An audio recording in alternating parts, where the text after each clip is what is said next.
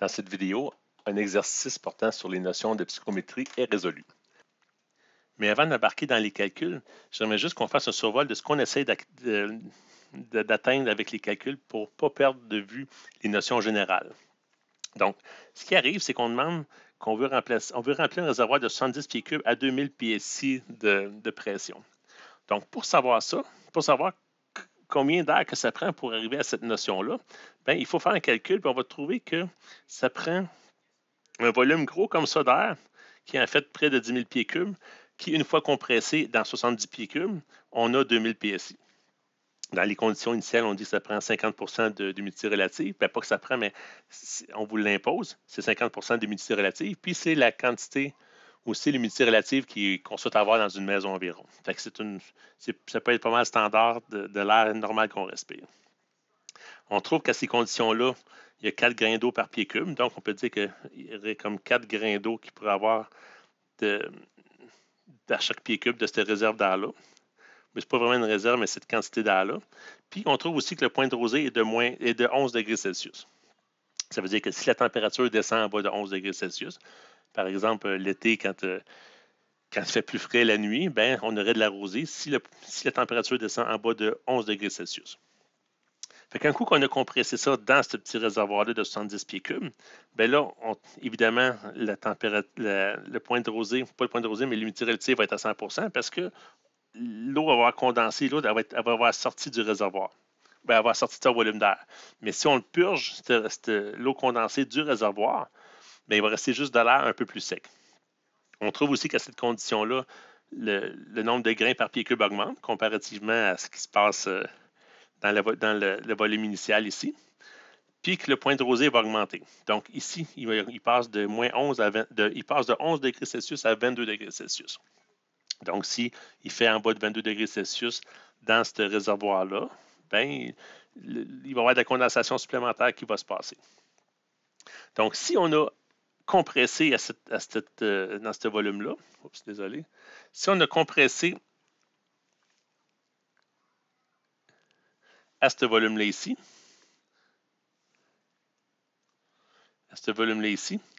puis là, un coup compressé, puis que l'eau a été retirée du système, si on le détend, bien, il va rester beaucoup moins d'eau dans le volume. Fait que, voyez-vous, il va rester comme les 12 grains, par exemple, détendus. Fait que ça, c'est l'eau qu'il y avait dans le réservoir qui était détendue dans une plus grosse réserve. Puis en fait, ça, j'ai fait exprès pour donner la même dimension qu'on avait au début. Donc, pour le même volume d'air, qui est le même volume que ça ici. Vous voyez, il y a pas mal moins d'eau parce que toute eau supplémentaire a été condensée. Donc, si on fait ça, c'est comme si les 12 grains d'eau qui restaient sont rendus ici. Fait que ça a été conservé parce que ça a été conservé dans le réservoir, mais tout le reste ici, ça a été purgé comme condensat. Donc, un coup compressé puis décompressé, bien, on est dans cette situation-là. Cette situation-là dit que l'humidité relative est passée de 50% d'humidité relative à 1,1 d'humidité relative. Puis la densité est passée de 4 grains d'eau à 0,09, puis le point de rosée est passé de 11 degrés Celsius à moins 33 degrés Celsius. Donc, ça veut dire qu'il faut que l'eau commence à condenser dans cette réserve-là ici, mais il faut qu'il fasse en bas de moins 33. Donc, s'il fait moins 20, ça ne condense pas. S'il fait moins 40, là, il va y avoir des gouttes qui vont commencer à sortir du volume d'air. Gardez ça en tête pour le reste des explications. Il ne faut pas perdre de vue où est-ce qu'on s'en va avec tout ça. Donc, gardez en tête cette introduction-là tout le long de la vidéo pour ne pas perdre de vue de où est-ce qu'on s'en va avec tous ces calculs-là. Donc, dans le document que vous avez ici, vous avez des liens vers un calculateur Psycalc qui donne les choses ici, là, qui donne l'application ici, on va le voir tantôt. Puis, il y a 2 vidéos qui pourraient aider aussi à comprendre les notions. Ça, c'est comme la 3e vidéo qui fait suite à ces 2 vidéos-là pour mettre en application les notions vues dans ces vidéos-là. Ici, on dit de lire la 6e question avant de commencer de répondre aux questions, mais en fait, ce n'est pas important pour cette vidéo parce que la 6e question, c'est juste qu'on veut que vous fassiez une feuille de calcul Excel qui va tout le faire pratiquement automatique. Mais ça, ce n'est pas le but de la vidéo de l'Excel, c'est juste que je voulais que vous ayez en tête que vous aviez un Excel à faire puis prendre en note la façon de structurer votre Excel à mesure que vous fassiez vos calculs ici. Bon, on commence. Un compresseur prend de l'air à 22 degrés Celsius à 14,7 PSIA, pression atmosphérique, à 50 d'humidité relative pour le compresser dans un réservoir de 2 mètres à 2000 PSI gauge, ou PSIG, à 22 degrés Celsius. Fait que là, dans ce problème-là, on ne tient pas compte de la température, on assume que la température demeure constante autant qu'on prend les mesures de caractéristiques. Puis après ça, on demande combien de millilitres d'eau on s'attend de requérir dans le fond du réservoir. Donc, combien d'eau va avoir condensé. Ça va être quoi le taux d'humidité relative dans le réservoir, la température du point de rosée, puis combien de grains d'eau par pied cube qui vont être présents dans l'air du réservoir. Fait qu'en fait, ce qu'on essaie de voir, là, si vous avez vu la vidéo sur les notions de base, c'est qu'on veut compresser ici de l'air dans un réservoir qui va être à 2000 PSIG, ici, puis le réservoir, il y a 2 mètres cubes. Fait que pour avoir 2 mètres cubes de 2000 PSIG à 22 degrés Celsius, ben, il faut compresser un plus grand volume pas mal. Fait qu'on prend de l'air à pression atmosphérique, on le comprime jusqu'à avoir ceci. Fait que pour savoir combien d'eau va tomber, ben, il faut savoir combien de molécules d'eau avait l'air au début. Fait qu'on a un grand volume avec beaucoup de molécules d'eau dispersées. Puis on dit même que l'unité relative est à 50 ici. Fait qu'on a 50 d'humidité là. Fait qu'on a 50 de la capacité de saturation, en fait. Mais un coup compressé, c'est à peu près certain à 2000 PSI, surtout, ça va sûrement condenser. Fait qu'on va être à 100 humide, comme ça. Mais il va y avoir de l'eau de tomber. Fait que ça va être combien d'eau qui va tomber? Ça va être quoi le nombre de grains d'eau par pied cube qui va être disponible? En fait, c'est ça la question. Fait que pour commencer, il faut savoir combien de grains d'eau, combien de points sont disponibles dans l'air au total qu'on va avoir compressé. Fait que c'est avec ça qu'on commence. Puis après ça, on va être capable de dire on a tant de molécules, tant de grains d'eau. Un coup compressé, elle est capable d'emmener juste tant de grains d'eau. Fait que le reste va condenser. Fait que c'est le principe. Puis dans la charte ici, dans le calculateur, on est soit en système métrique ou système impérial. Fait que, vu qu'on va tomber en système impérial juste pour avoir les pressions qu'on n'a pas à convertir, fait qu'on va juste convertir les températures puis les volumes en pieds. Fait qu'on a 22 degrés Celsius qui correspond à 71,6 Fahrenheit, puis 2 mètres cubes du réservoir qui correspond à 70,6 pieds cubes. Fait que là, pour trouver combien d'air on a besoin initialement pour être capable de le compresser dans 2 mètres cubes ou 70,6 pieds cubes, ben, il faut juste faire la formule P1V1 sur T1 est égal à P2V2 sur T2. Là, vu que les températures font pas partie de l'équation, on les enlève. Donc, P1V1 est égal à P2V2. On isole le V1. Puis ben, on a la pression. On se rappelle que les pressions doivent être à pression atmosphérique. Donc, on rajoute le 14,7. Fait que 2000 PSIG, c'est égal à 2014,7 ou 0,5, ça dépend des normes. pression atmosphérique. Puis le 0,7 en 2, là, ça ne change pas grand-chose sur le 2014. Là. Mais 2014,7 fois 70,6, qui est le volume final, ça c'est le V2. Puis ça, c'est le 14,7, c'est la pression initiale. Donc le volume initial avec la pression initiale, ben, fait que le volume initial était de 9676 pieds cubes. Ça veut dire que ça prenait 9676 pieds cubes d'air à pression atmosphérique pour être capable de compresser dans 70 pieds cubes à 2000 PSI. Ça prenait beaucoup, beaucoup d'air pour être capable de compresser à 2000 PSI. Là.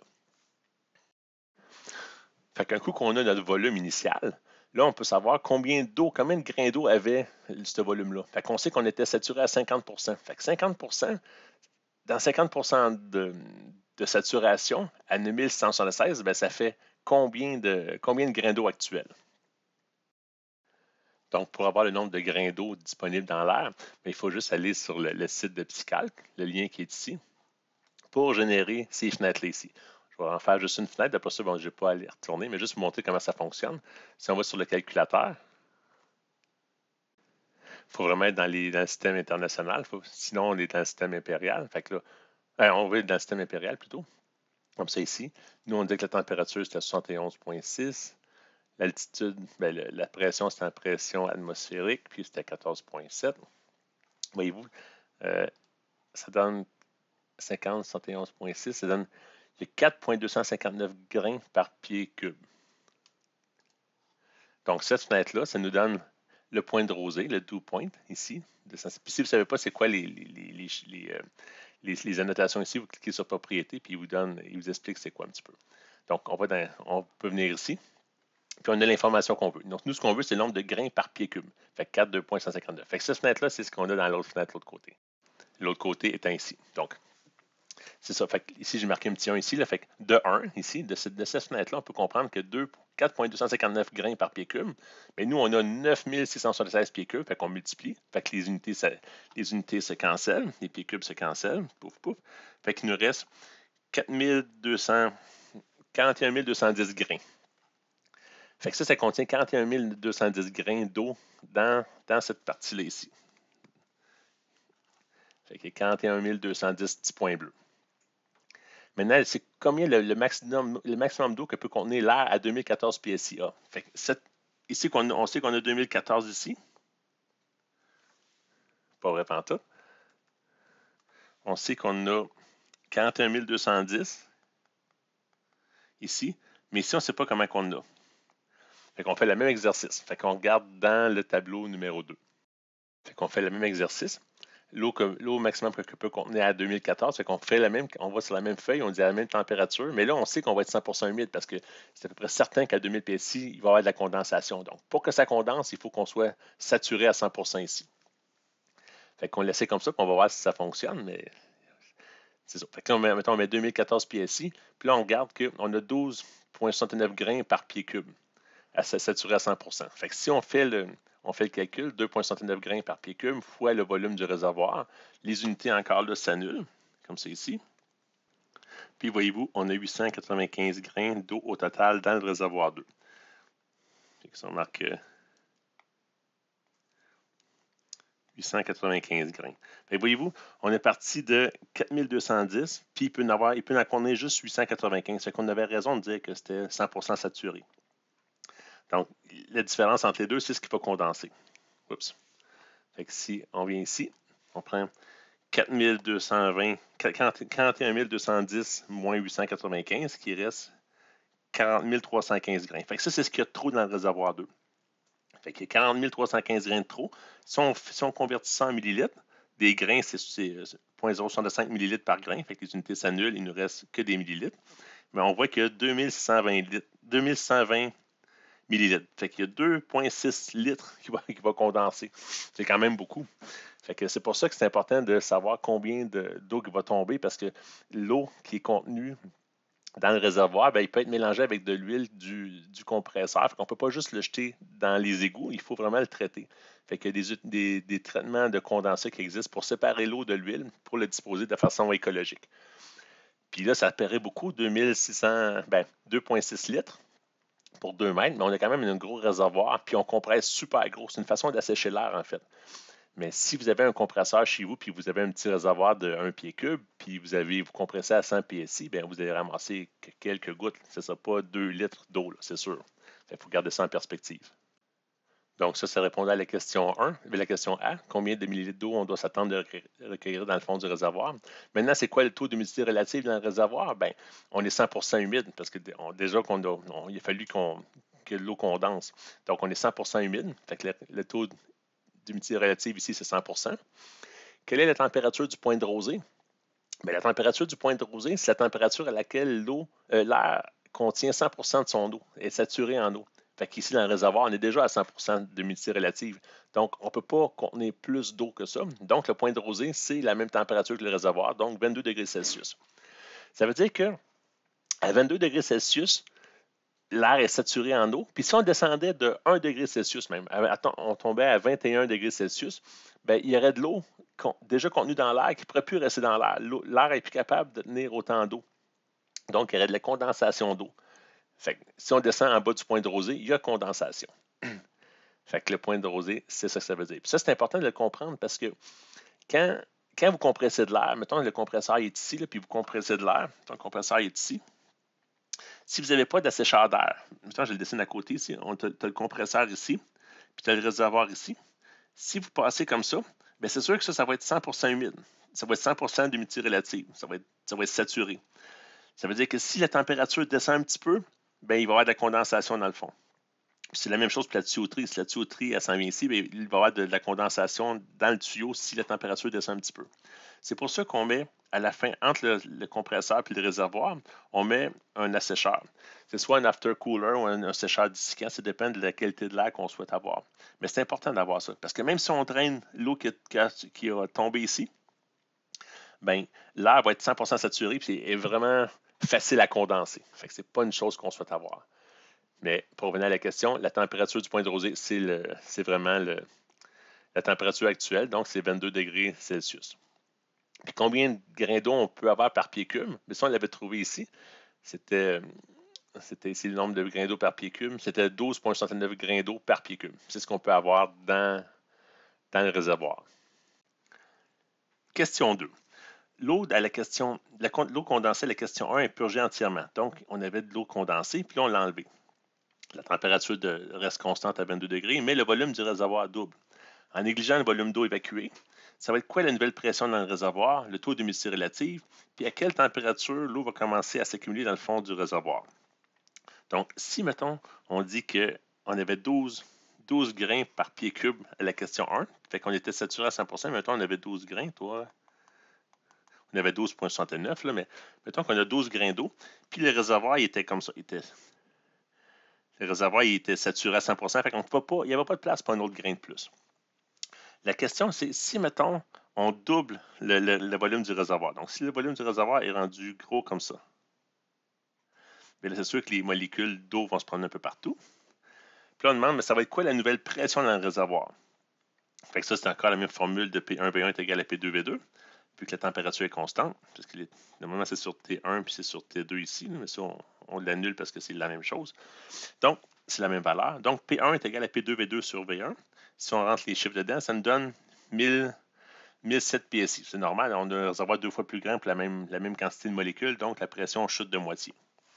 Mais c'est l'équation qu'il fallait utiliser pour arriver à ça. Donc, ça, c'est la question A. C'est quoi le taux d'humidité relative? Mais là, ici, on était 100% saturé quand on était du côté ici. On était 100% humide. Humidité relative. Humidité, c'est relative humidity, mais je l'ai dit en anglais parce que c'est ce qui est marqué dans l'application. Mais là, il va savoir c'est quoi la nouvelle. Fait que normalement, quand tu doubles le volume avec le même nombre de grains, ta capacité devrait tomber à 50%. Ça ressemble à ça un peu, mais c'est pas tout à fait ça parce que l'air se comporte un petit peu différemment à différentes pressions, mais ça va ressembler un peu à ça.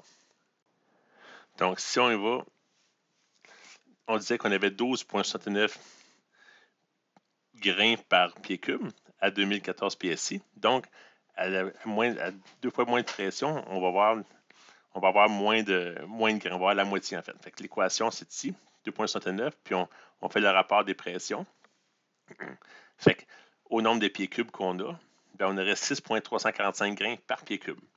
Fait que si on plug ça si on met ça dans l'application ici, avec 1007 PSIA, la même température, là, ce qu'il faut faire, c'est qu'il faut jouer avec le paramètre ici d'humidité relative jusqu'à temps qu'on attrape la valeur proche de ce qu'on souhaite avoir ici. Fait qu'on joue on fait des itérations, on fait 61.4, ben, on peut tomber à 60, 50, jusqu'à temps qu'on tombe à 6.345 ou quelque chose de proche de ça. Puis on trouve que c'est à 61.4% d'humidité relative qu'on obtient cette valeur-là. Donc la réponse à la question B, c'est quoi le taux d'humidité relative? Ben, c'est 61.4 qu'on cherche comme réponse. Maintenant, la question C, c'est qu'on veut savoir à quelle température l'eau va commencer à s'accumuler dans le fond du réservoir. Bien, on sait que ça va commencer à s'accumuler dans le fond du réservoir quand on va atteindre le point de rosée. Donc, si on va sur l'application, ici, on était censé de l'avoir. C'est pas long, oups. Si on va sur l'application ici, on était censé l'avoir. Ça, c'est la température ici, c'est le dew point. Mais voyez-vous, l'application dit que la valeur n'est pas disponible. Fait il va falloir trouver une autre façon d'y arriver. C'est qu'on sait que ça va arriver quand la température, on connaît la pression, puis on sait que le point de rosée va arriver quand on va être à 100% humide. Fait qu'on peut juste aller ici. On fait juste on connaît la pression, on sait qu'on va être à 100% humide. Puis là, il faut juste jouer avec la température ici, jusqu'à temps qu'on ait le même nombre de grains d'eau qu'on avait avant. Fait que si on sait que le réservoir peut contenir 6.345, donc c'est ce qu'on cherche ici. Fait qu'en jouant avec la température, ben, le degré va changer, le nombre de grains par pied cube va changer. Puis la température qu'on va obtenir ici, ça va être la température du point de rosée. On peut le faire ici. Fait qu'on sait que la pression, c'est 1007. Mettons. Puis on sait qu'on va être 100% humide. Puis voyez-vous, si on reste à 71 degrés Fahrenheit, on a beaucoup trop de grains par pied cube. Nous, il faut descendre. Fait que si, mettons, on dit, c'est à 50%, là, on est un petit peu trop bas. La valeur qu'on cherche, c'est 6. La valeur ici, là, c'est 6.345. Fait que là, si on vient ici, 6.345 qu'on cherche, fait qu'on n'est pas assez. Fait que, mettons, on l'essaye 61, 60, c'est-à-dire on est un petit peu trop haut. Pour finalement tomber à 56.4, mettons, 56.4. Puis voyez-vous, on tombe à 6.340. Fait qu'on sait que à 100% d'humidité, ben, on va avoir le nombre de grains qu'on est censé avoir dans le réservoir à 56.4 de points de rosée. C'est la valeur qu'on aurait dû avoir ici. Mais je ne sais pas pourquoi, des fois, l'application ne donne pas la valeur. Mais vu qu'on est brillant, on est capable de passer à travers l'entourloupette. Maintenant, la question 3. Assumons que toute présence d'eau condensée est retirée. Si ensuite la pression dans le réservoir est descendue à la pression atmosphérique, 14,7 PSIA, ça va être quoi le taux d'humidité relative, la température du point de rosée, puis est-ce qu'on peut prévoir une condensation lors de la décompression? Mettons qu'on vient ici. Juste pour comprendre la question, c'est que, mettons, ici, on avait nos 12 grains. 12 grains d'eau. Puis, on avait un petit réservoir comme ça qui était 100% saturé à 2000 PSI. Après ça, on a dit, on va grossir ça, on va doubler la grosseur du réservoir. Ça, c'est ce qui se passe quoi? C'est la question 2. Maintenant, on dit, si le volume est rendu à pression atmosphérique, fait que ça, c'est la quantité d'air que ça a pris pour compresser dans ce petit volume-là ici. Fait que là, si, mettons, au lieu d'avoir juste 2 fois, on tombe à 14 PSI, la pression atmosphérique, 14,7 PSI. Ça va être quoi les nouvelles conditions? Fait que c'est la même chose qu'on vient juste de faire, sauf qu'au lieu de prendre un petit volume ici, on va prendre le grand volume de 14,7 PSI. Fait que tout ce qu'on a à faire, on dit, on peut prendre la même procédure que la question 2B. Fait qu'on avait 12,69 grammes par pied cube. Fait que si on fait le rapport des pressions, ça nous donne 0,09 grains par pied cube. Donc, ce que ça veut dire, c'est qu'ici, on avait 12 grains par pied cube. Mais là, l'autre, ça veut dire un coup que les 12 points vont être répartis également dans tout le réservoir. On va avoir une concentration de 0,09 grains par pied cube, ce qui est pas mal plus petit. Fait que là, on retourne dans la même application. Puis on dit, nous, on cherche à peu près 0,09 grains. Puis on sait qu'on est à 14,7 PSI, la même température. Donc, il faut jouer avec l'humidité relative pour le trouver. Fait qu'on voit qu'à 1,1 d'humidité relative, on est vraiment loin ce qu'on avait tantôt de 61,4. On est rendu à 1,1 d'humidité relative pour avoir ce nombre de grains-là. Fait que c'est la question, c'est quoi le taux d'humidité relative? C'est de la réponse. Ça va être quoi la température du point de rosée? Mais là, il nous le donne. Il dit que ça va être moins 26,59 degrés Fahrenheit. Fait que là, dans ce cas-là, Psycal qui nous le donne. Fait que là, on peut le mettre là. Ça correspond à moins 33 degrés Celsius. Fait que voyez-vous, juste le fait d'avoir compressé puis avoir dilaté, on a compressé, on a purgé les condensats, fait qu'on a asséché l'air par le même fait. Puis là, quand on le détend, ben là, on devient pas mal plus sec. C'est-à-dire que dans un réservoir qui aurait, mettons que l'air qu'on a pris ici dans le gros réservoir ici, là, ou dans l'atmosphère, tant que l'air ne descend pas en bas de moins 33 degrés Celsius, il n'y aurait pas de condensation. Mais si on descendait à moins 50, par exemple, ben là, si c'était dehors, ben là, il y aurait du frima qui se déposerait sur le vide d'auto, par exemple. Mais tant que tu ne descends pas en bas de moins 33, il n'y aura rien. L'air est capable de contenir toute l'eau qu'elle possède. Fait que ça, c'est la température du point de rosée. Puis ça, ce principe-là de condensation, c'est important. Si, mettons, vous avez un compresseur qui est ici, vous compressez, puis vous mettez ça dans un réservoir, puis vous savez que votre distribution s'en va à des places, ça s'en va dehors, par exemple, puis vous avez des chances que l'air soit frais ou juste la conduite qui est sur le bord d'un mur, qui n'est pas isolée, même si vous êtes à l'intérieur, ça se peut que le tuyau devienne plus froid. Fait que si la température dans le tuyau descend en bas du point de rosée, il y a de la condensation. Fait que ça crée des problèmes. Ça, on va le voir dans une vidéo qui va parler de la configuration du système de distribution d'air. Mais c'est des considérations importantes. Fait que c'est pas parce que vous êtes dans une bâtisse, hey, c'est sûr qu'il va faire 22 degrés Celsius. Ouais, peut-être pas tout le temps. Si vous passez dans un caniveau, dans un grenier ou peu importe, ça se peut que l'air descende. Peut-être pas à moins 33, mais si votre humidité relative est exemple à 5 degrés Celsius, ça se peut que vous ayez ça à l'intérieur d'un bâtiment. Fait que c'est important de considérer ce point-là. Question C, est-ce qu'on peut prévoir une condensation d'eau lors de la décompression? Mais assurément pas. À chaque fois qu'on décompresse ou qu'on détend, c'est quoi? C'est on assèche l'air. Vous voyez ça comme une éponge. Quand vous squeezez l'éponge, quand vous compressez l'éponge, c'est là qu'une éponge gorgée d'eau, par exemple, c'est là que l'eau peut tomber. Mais quand vous relâchez l'éponge, ben, c'est sûr qu'elle ne peut pas dégoûter. C'est quoi? Elle va s'assécher, l'éponge. Fait que la décondensation, elle arrive juste pendant qu'on compresse, pas pendant qu'on décompresse. Question 4. Est-ce que les réponses à la question 3 auraient été les mêmes plutôt si la compression avait passé directement de la question 1 à la question 3 sans passer par la question 2? En fait, ce qu'on veut savoir, c'est que si, mettons, on a nos 12 petits points, ça, c'est la concentration d'air maximum, la concentration d'air saturée comme ça. Si on avait passé de ce statut-là à la pression grande comme ça, sans passer par la petite expansion ici, est-ce que ça aurait été pareil? Mais la réponse, c'est oui. Parce que peu importe ce qui se passe, tant qu'on ne sort pas un grain du système, on n'assèche pas plus l'air. Fait que qu'on passe qu'on passe comme ça, qu'on grossit un petit peu plus, qu'on revient, tant qu'on ne va pas dans un point où les grains ne précipitent pas, puis qu'on sort les grains les grains de. Mettons que ça avait précipité là, puis si on ne les sort pas, ben, le nombre de grains reste dans l'intérieur du réservoir. Donc, ça ne change rien. Fait que la réponse aurait été la même. Vous voyez ça vraiment comme une éponge qui est compressée.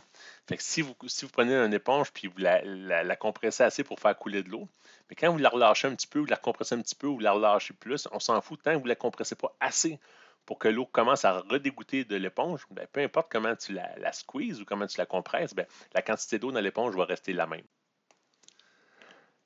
La question 5. Si à la question 1, on vaporise 50 ml d'eau dans ce réservoir à 2000 PSI, qu'est-ce qui va se passer? Bien, on a encore nos 12 grains, comme ça ici. Le réservoir il est saturé à 100%, comme ça ici. Fait que si tu mets un grain d'eau de plus là-dedans, donc on met un grain d'eau, on va le mettre rouge parce qu'il n'est pas bienvenu dans l'histoire. Mettons qu'on met un grain d'eau là, bien, il ne peut pas rester là. L'eau est déjà pleine, il n'y a pas de place pour mettre ce grain d'eau-là. Mettons qu'on le met plus gros là. Fait que c'est sûr que il va sortir, il va condenser, il ne peut pas rester dans ça. L'eau est déjà l'air est déjà saturé à 100%. Fait que si tu rajoutes de l'eau, ça tombe à côté. C'est comme quand quelqu'un n'est plus capable d'apprendre une nouvelle notion, même si tu en dis, ben, ça rentre par une oreille, ça sort par l'autre, ça ne reste pas dans le cerveau. Mais c'est la même chose. Fait que là, ben, l'eau, elle ne peut pas rester dans l'air. Fait que l'eau va condenser puis elle tombe dans le fond du réservoir.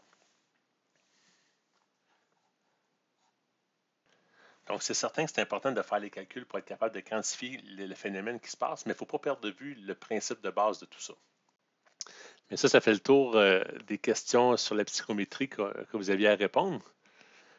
Si vous sentez que vous êtes noyé dans les explications, dans les calculs, ben, je vous invite à retourner voir la première partie de la vidéo qui parle de l'introduction, où on s'en allait avec ça. Puis probablement que les explications de l'intro vont faire plus de sens, vont avoir plus de sens vu que vous avez passé à travers les calculs.